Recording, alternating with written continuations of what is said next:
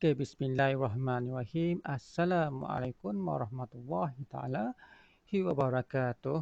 Okay, kita berjumpa lagi anak-anak tahun 2 di kelas tahun 2 dinamik di dalam kelas pendidikan jasmani tahun 2. Hari ini 15 Februari 2021, hari Isnin. Okay, jadi hari ini kita akan meneruskan pembelajaran kita. Okay, pendidikan jasmani. Kita masih lagi di unit 1, kesedaran ruang, dan tajuk kita hari ini kita akan sentuh tentang bergerak mengikut tempo. Okay, kalau kita ingin bahas balik, kita punya pembelajaran minggu lepas, kita ada buat bergerak mengikut ruang. Dan ini kita akan sambung bergerak mengikut tempo.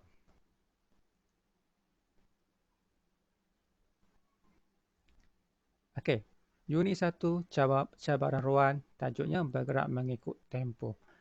Okey, untuk standard kandungan 1.1 meneroka pelbagai pergerakan berdasarkan konsep pergerakan. 2.1 mengaplikasikan konsep pergerakan semasa meneroka pelbagai corak pergerakan. Okey, itu standard kandungan dan standard pembelajarannya. Cikgu tak baca, cikgu just sebut je 1.12, 2.12, 2.13 dan 5.2.2. Okey. Dan objektif kita pada hari ini adalah pada akhir pengajaran, murid-murid dapat melakukan aktiviti pergerakan mengikut tempo. Yang kedua, melakukan aktiviti mengikut kelajuan tempo yang ditetapkan. Itu dua objektif kita pada hari ini. Jadi sebelum kita mula, cikgu harap pelajar sekarang ni ada buku teks sebab senang nak rujuk. Hari ini kita akan lihat buku teks muka surat 4, muka surat 5 dan juga muka surat 6. Okey, jadi kita tengok dulu sebelum kita nak mulakan, kita tengok dulu apakah yang dimasukkan dengan tempo. Okey, tempo kita boleh ertikan sebagai tahap kerancakan atau kelajuan rentak. Tahap kerancakan atau kelajuan rentak. Maksudnya tempo tu dia ada perlahan, ada sederhana, ada laju. Dia mengikut situasi lah. Jadi kalau PG ni kita fokus kepada pergerakan kita. Pergerakan kita ni ada tempo kelajuan dia. Jadi untuk tempo tu, tempo hari ini kita akan tengok 3 jenis tempo kelajuan. Yang pertama adalah tempo perlahan. Yang kedua, sederhana. Dan yang ketiga, laju.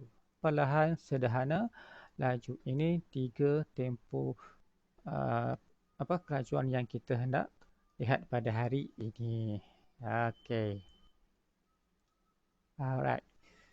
Untuk aktiviti ni pelajar perlu lihat buku teks sebab gambar-gambar ni semua cikgu ambil dalam buku teks supaya senang untuk pelajar rujuk. Okey. Dalam buku teks tu, itulah sebenarnya aktiviti yang sepatutnya kita buat sekarang ni. Jadi kita cuba bayangkanlah kita sekarang ni berada di padang. Padang kita pada sekolah yang besar tu, yang cantik tu, kita sekarang ni berada di padang dan kita nak melakukan aktiviti bergerak mengikut tempo. Dan untuk aktiviti ini kita akan meniru pergerakan 3 jenis haiwan. 3 jenis haiwan ini mempunyai tempo pergerakan yang berbeza. Okey, dan kita akan ada 3 stesen, stesen 1, stesen 2 dan juga stesen 3. Okey, jom kita bergerak ke stesen yang pertama dulu. Okey, stesen pertama apa yang kita kena buat?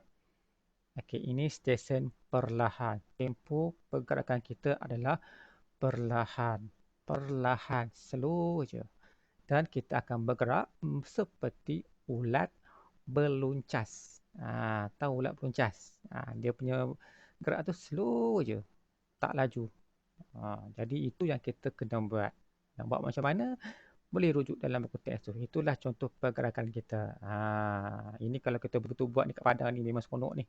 Kita boleh tengok macam-macam aksi. Ada yang ulat beluncas yang okey, ada yang mungkin tak jadi dia buat.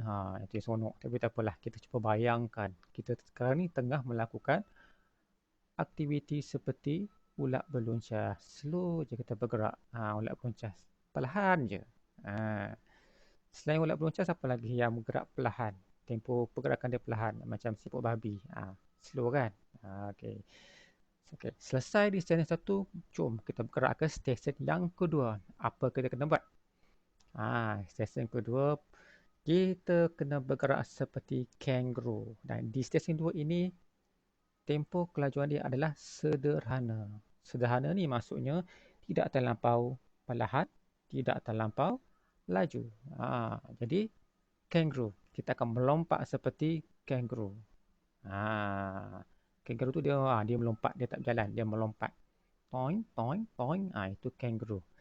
Jadi kita bergerak secara sederhana. Alright. Selesai dari stesen yang kedua, kita bergerak ke stesen yang terakhir, iaitu di stesen laju. Di sini kita kena bergerak laju. Bergerak seperti apa? Seperti seekor kuda. Kita kena tiru aksi kuda bergerak. Kuda ni semua orang tahu memang kuda ni antara haiwan yang laju lah yang ada kat bumi ni. Dia laju. Jadi kita cuba ikut pergerakan kuda. Tengok tu. Dalam gambar tu. Dengan tangan kakinya kena ikut macam kuda. Kalau ada bunyi, buat bunyi sekali lagi cantik. Tempo laju bergerak dengan pantas. Itu adalah tempo laju. Alright. Jadi kita cuba imbas balik. Yang pertama tadi, tempo dia adalah perlahan. Kita bergerak seperti ulat beluncas. Stesen kedua, kita bergerak seperti kangaroo. Dia punya tempo kelajuan dia sederhana. Dan sekarang ni stesen ketiga, stesen yang terakhir, kita bergerak laju. Tempo dia laju. Bergerak seperti kuda. Jadi selesai sudah 3 aktiviti kita di setiap stesen. Jadi kita bergerak ke slide seterusnya. Sebelum kita cerita pasal latihan ni, kita nak buat rumusan sikit lah. Jadi rumusan yang kita boleh buat untuk kita punya topik hari ini adalah tempo pergerakan ni sebenarnya. Tadi kita kaitkan dengan haiwan. Dalam kehidupan kita pun, manusia pun ada tempo pergerakan kita. Dan kita punya pergerakan kita, tempo kita ni mengikut situasi. Contohlah saya bagi mudah. Kalau kita berjalan, jalan licin, apa kita kena buat? Apa tempo pergerakan kita? Kita kena jalan perlahan. Langkah demi langkah, step by step. Tak boleh bergerak laju. Kalau kita bergerak laju, jalan yang licin, apa yang berlaku? Gedebak, jatuh pada muka. Jadi kena jalan slow-slow je. Jadi tempo pergerakan kita slow. Kalau perlahan, itu memang kita buatlah. Kita berjalan pun sederhana je. Tempo sederhana. Kalau sederhana tu macam kita berjalan. Berjalan seperti biasa. Pergi kelas ke, pergi kantin ke, pergi tandas ke. Kita bergerak secara sederhana. Itu sederhana. Kalau laju, tempo pergerakan kita bila laju? Kita masuk acara 100 meter. Kita akan bergerak. Tempo kita akan laju. Ataupun kita kena kejar anjing. Tempo pergerakan kita masih laju. Takkan perlahan kot. Jadi itu adalah tempo pergerakan yang ada kaitan dengan kita pada setiap hari.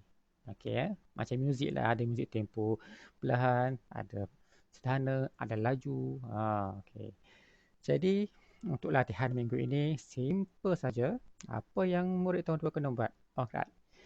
Pertama sekali, murid hanya perlu klik pautan link Google Form yang cikgu telah hantar ke WhatsApp kelas 2 Dinamik. Lepas tu, klik aja. Klik, apa kena buat? Jawab semua soalan.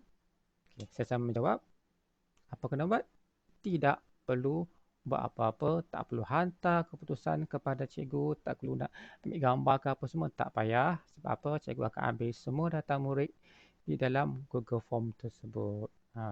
Tapi yang penting, tolong tulis nama penuh. Nama kamu dengan binti ataupun bin. Ini nama apa? Ali. Bin tak ada. Siti. Bintinya. Tak tahu anak siapa ni. Jadi nama tu kena penuh. Tahun 2 sepatutnya kamu dah mahir tulis nama dengan nama ayah sekali. Boleh ya? Jadi apa yang kena buat? Cikgu ulang balik. Klik tautan link Google Form. Jawab soalan. Dah settle. Tak perlu hantar apa-apa. Itu saja. Okay ya? Alright. Okay, kita dah selesai. Jadi terima kasih kerana sudi mendengar. Dan insyaAllah kita akan berjumpa lagi di dalam kelas Maya yang akan datang. InsyaAllah kita akan buat kelas pendidikan kesihatan pada minggu hadapan. Jadi cikgu ulang balik, hari ini kita belajar bergerak mengikut tempoh. Apa 3 tempoh? Tempoh laju, tempoh perlahan, sederhana dan juga tempoh laju. Okey, kita jumpa lagi lah minggu depan. Cikgu doakan korang semua terus sihat dan berjaya. InsyaAllah jumpa lagi minggu depan. Assalamualaikum warahmatullahi taala.